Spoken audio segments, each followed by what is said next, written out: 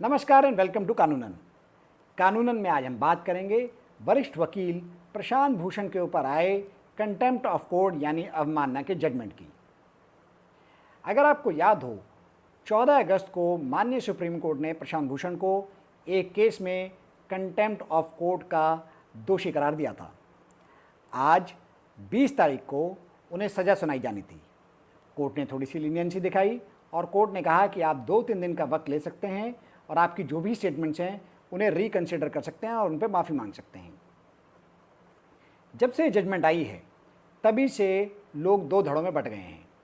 एक धड़ा ऐसा है जो कहता है कि जजमेंट बिल्कुल सही है, प्रशांत को कोर्ट के अगेंस्ट ऐसी टिप्पणियां नहीं करनी चाहिए थी। वहीं दूसरा धड़ा ऐसा है जो कहता है कि ये अभिव्यक्ति की आज़ादी यानी फ्रीडम ऑफ स्पीच के अगेंस्ट है और आगे आगे लोग कोर्ट्स के बारे में कुछ भी कहने से बचेंगे। हम लोगों की बात नहीं करेंगे, हम बात करेंगे कानून की। हम बात करेंगे इस केस के फैक्ट्स की, डिफेंस के आर्गुमेंट्स की और सुप्रीम कोर्ट के उन सब कंसिडरेशंस की जिन्होंने मजबूर कर दिया उनको प्रशांत भूषण को कंटेम्प्ट ऑफ कोर्ट का दोषी करार देने के लिए। पहले बात करते हैं फैक्ट्स की। प्रशांत भूषण एक वरिष्ठ वकील हैं। उन्होंने जून 2020 में 2 ट्वीट किए। पहले ट्वीट में उन्होंने कहा कि चीफ जस्टिस ऑफ इंडिया एक 50 लाख की बाइक पर बैठे हुए हैं जो कि एक बीजेपी की नेता की है। आप ये ट्वीट पिक्चर में देख भी सकते हैं। उन्होंने कहा कि चीफ जस्टिस ऑफ इंडिया ने ना हेलमेट पहना है ना मास्क पहना है, और ये तब जब उन्होंने सुप्रीम कोर्ट को लॉकडाउन के तहत बंद कर रखा है और लोगों को उनके फंडामेंटल राइट से डिनाई किया है।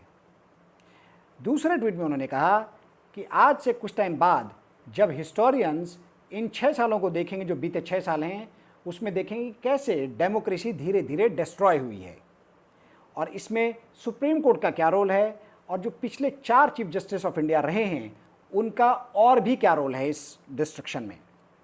एक ट्वीट के लिए कंटेम्प्ट पिटीशन डाली गई और दूसरे ट्वीट को सुप्रीम कोर्ट ने स्वतः ही संज्ञान ले लिया। सुप्रीम कोर्ट ने Prashant Bhushan, attorney general of India और ट्विटर इन सबको तलब किया। अब हम बात करते हैं डिफेंस की दलीलों की। अपने डिफेंस में प्रशांत भूषण ने 134 पन्नों का एक एफिडेविट दाखिल किया जो कि एनेक्चर्स को मिला के तकरीबन 450 पन्नों का था। प्रशांत भूषण ने दलील दी कि जो भी उन्होंने ट्वीट किए हैं वो बहुत दुखी मन से किए हैं। उनका कहना था कि फिजिकल हियरिंग नहीं हो रही है जबकि chief justice of India bike पर घूम रहे हैं, लोगों से घुल मिल रहे हैं और मास्क भी नहीं लगा रखा है।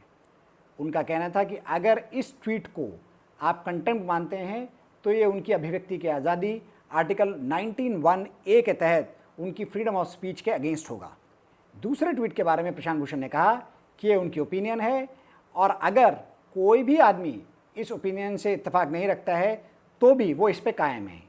उनका कहना था कि एज अ रिस्पॉन्सिबल सिटीजन ये हमारी ड्यूटी बनती है कि जो भी डेमोक्रेटिक इंस्टीट्यूशंस हैं, चाहे वो जुडिशरी क्यों ना हो, अगर उनमें रिफॉर्म्स की ज़रूरत है तो इन रिफॉर्म्स के बारे में बात की जाए, उनके बारे में सबको बताया जाए। उन्होंने कहा ऐसा करना कहीं से भी कोर्ट का कंटेम्प्ट नहीं होता है।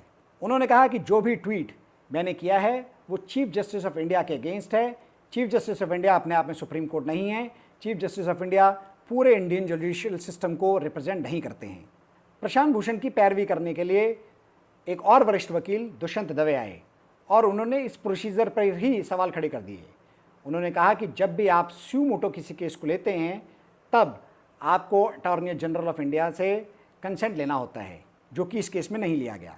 दवे ने यह भी कहा कि जब प्रोसीडिंग्स चल रही हों तो देखने की ज़रूरत यह है कि जो भी बातें कही गई हैं किसी जज के बारे में, क्या वो इंडिविजुअल कैपेसिटी में कही गई हैं। अगर जज की इंडिविजुअल कैपेसिटी में कही गई हैं तो जज के पास कोई अधिकार नहीं है पनिश करने का। उन्होंने कहा कि इस केस में सारी बातें चीफ जस्टिस ऑफ इंडिया को कही गई हैं, इसलिए ये कहीं से भी गलत नहीं है। उन्होंने कहा कि किसी भी जज को फेयरली क्रिटिसाइज़ करना कोई गलती नहीं है, ये एक आम आदमी का अधिकार है। फाइनली दवे ने एक इमोशनल बात कही। उन्होंने कहा कि प्रशांत भूषण पिछले कई सालों से सुप्रीम कोर्ट और हाई कोर्ट में जुडिशरी की हेल्थ और अकाउंटेबिलिटी को लेके अलग अलग मुद्दे उठाते रहे हैं। इन सब बातों के मद्देनज़र उन्होंने कहा कि प्रशांत के ऊपर कंटेम्प्ट ऑफ कोर्ट का केस नहीं चलना चाहिए। अब हम बात करेंगे कोर्ट की ऑब्जर्वेशंस की। कोर्ट ने इसमें 2 पार्टीज़ पर कंटेम्प्ट का केस चलाया था। पहली थी ट्विटर। ट्विटर को कोर्ट ने बरी कर दिया ये कहते हुए कि ट्विटर का अपने यूज़र्स पे कोई कंट्रोल नहीं है कि वो क्या लिख रहे हैं और क्या नहीं लिख रहे हैं। कोर्ट ने कहा कि ट्विटर ने जैसे ही उन्हें पता चला कि कोर्ट ने संज्ञान ले लिया है इन दोनों ट्वीट्स का, उन दोनों ट्वीट्स को सस्पेंड कर दिया, इसलिए कोर्ट ने ट्विटर को बरी कर दिया। अब बात करते हैं प्रशांत भूषण की। दुष्यंत दवे के प्रोसीजर के सवाल के ऊपर जजेस ने बहुत विस्तार से कंटेम्प्ट लॉ 1971, आर्टिकल 129, 143, 142 और 215 और कई सारे केसेस के बारे में डिस्कस करते हुए कहा कि कोर्ट्स के पास ये अधिकार है कि वो स्यू मोटो किसी भी पिटीशन को ले सकती हैं। उन्होंने कहा कि इसके लिए उन्हें अटॉर्नी जनरल से कोई कंसेंट लेने की ज़रूरत नहीं है। इस बात को उन्होंने खारिज कर दिया। कोर्ट ने प्रशांत भूषण के दोनों ट्वीट्स की बात करी। कोर्ट ने पहले ट्वीट के पहले पार्ट के बारे में कहा कि जहां पे प्रशांत भूषण ये बोल रहे हैं कि chief justice of India 50 lakh की बाइक पर बैठे हैं, इस पर हमें कुछ नहीं कहना है क्योंकि ये chief justice of India as an individual बात कही गई है। पर कोर्ट ने कहा कि जो दूसरी बात कही गई है कि फंडामेंटल राइट्स डिनाई किए जा रहे हैं लोगों के, वो बात बिल्कुल गलत है। कोर्ट ने कहा कि ऐसी बातों से लोगों का विश्वास सुप्रीम कोर्ट में डिगेगा। कोर्ट का कहना था कि ये ट्वीट फैक्चुअली रॉन्ग है क्योंकि जब से लॉकडाउन हुआ है तब से कोर्ट ने तकरीबन 850 सिटिंग करी हैं, जिसमें 12,500 से ज़्यादा केसेस सुने हैं और तकरीबन 600 के करीब रिट पिटिशंस भी सुनी हैं। कोर्ट ने कहा कि बहुत सारे केसेस में तो प्रशांत भूषण खुद कोर्ट के सामने आए हैं इसी दौरान। कोर्ट ने कहा इन सब बातों को देखते हुए ऐसा लगता है कि जो ये ट्वीट किया गया है ये फॉल्स है, मैलिशियस है और स्कैंडलस है। कोर्ट ने दूसरे ट्वीट के बारे में कहा कि दूसरे ट्वीट के 3 पार्ट हैं। कोर्ट ने कहा कि ये कहना कि डेमोक्रेसी डिस्ट्रॉय हो रही है, इसके बारे में हम कुछ नहीं कह सकते, उनका अपना खुद का व्यक्तिगत विचार हो सकता है। कोर्ट ने कहा जो उनका दूसरा पॉइंट है कि सुप्रीम कोर्ट और तीसरा पॉइंट कि पिछले 4 चीफ जस्टिस ने डेमोक्रेसी को डिस्ट्रॉय होने में मदद करी है, इस पर उन्हें आपत्ति है। कोर्ट ने कहा कि ये क्लियरली एक जज के बारे में नहीं कहा गया, ये सुप्रीम कोर्ट इन जनरल के बारे में कहा गया है और ऐसी बातें पब्लिक का कॉन्फिडेंस पूरे इंडियन जुडिशल सिस्टम में हिलाएंगी। उनका कहना था कि जो भी बातें कही गई हैं उनका ये भी देखना जरूरी है कि वो कौन कह रहा है। उन्होंने कहा कि प्रशांत भूषण बहुत एक वरिष्ठ वकील हैं और उन्हें सोच समझकर एज अ कोर्ट ऑफिसर बहुत सोच समझ के उन्हें बोलना चाहिए था कि वो क्या बोल रहे हैं। कोर्ट ने कहा कि ये सीधा सीधा इंडियन जुडिशल सिस्टम और सुप्रीम कोर्ट के ऊपर अटैक है।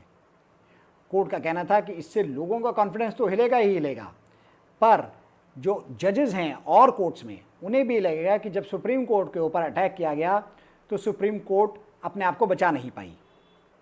कोर्ट ने कहा कि इंडियन जुडिशल सिस्टम एक सेंट्रल पिलर है इंडियन डेमोक्रेसी को लेकर और इसको हिलाने की जो भी कोशिश करेगा उसे एक आयरन हैंड से डील किया जाना चाहिए। इन सब बातों के बेसिस पर कोर्ट ने प्रशांत भूषण को कंटेम्प्ट ऑफ कोर्ट का दोषी माना। ये सब तो हुआ था 14 को, पर आज जब सुबह प्रोसीडिंग चालू हुई तो कोर्ट ने प्रशांत भूषण से कहा कि अगर वो अपने इन बयानों को वापस ले लें, इन ट्वीट्स को वापस ले लें और माफ़ी मांग लें तो कोर्ट उन्हें माफ़ कर देगी। कोर्ट ने कहा कि गलती किसी से भी हो सकती है और कोई भी परफेक्ट नहीं है। प्रशांत भूषण ने माफ़ी मांगने से इनकार कर दिया। उन्होंने कहा कि मुझे बहुत दुख है कि मेरे ट्वीट्स को मिस इंटरप्रेट किया गया और कोर्ट्स को ऐसा लगता है कि मैं इंडियन जुडिशल सिस्टम जो कि एक पिलर है ओवरऑल इंडियन डेमोक्रेसी का, उसको हिलाने की कोशिश कर रहा हूँ। उनका कहना था कि ये मेरा देश की तरफ एक ड्यूटी थी कि मैं जो भी समस्याएं हैं उन्हें सामने लेके आऊँ। उन्होंने ये भी कहा कि जो भी सज़ा मुझे इस दोष के लिए दी जाएगी मैं उसे सहर्ष स्वीकार कर लूँगा। अब देखने वाली बात यह है कि प्रशांत भूषण को सज़ा होती है नहीं। अगर आप देखें तो प्रशांत भूषण कहीं भी पीछे हटते हुए नहीं दिख रहे हैं। वहीं पर कोर्ट ने अपनी तरफ से लीनियंसी दिखाकर उन्हें 2-3 दिन का टाइम और दे दिया है। कोर्ट क्लियरली चाहती हैं कि वो माफ़ी मांग लें।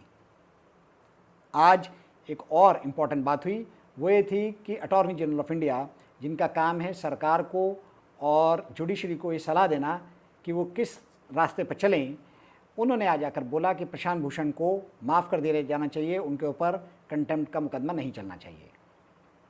अब जो भी रिजल्ट आएगा वो 2-3 दिन में पता चल जाएगा। तो ये था इस पूरे केस का लेखा जोखा, जिसमें प्रशांत भूषण को कंटेम्प्ट ऑफ कोर्ट का दोषी माना गया। उन्हें सज़ा होती है नहीं होती है ये हम जानेंगे। पर आपको ये वीडियो कैसा लगा? अगर आपको ये वीडियो अच्छा लगा तो आप हमारे और भी वीडियोस देखिए और कमेंट बॉक्स में अपनी राय लिखिए।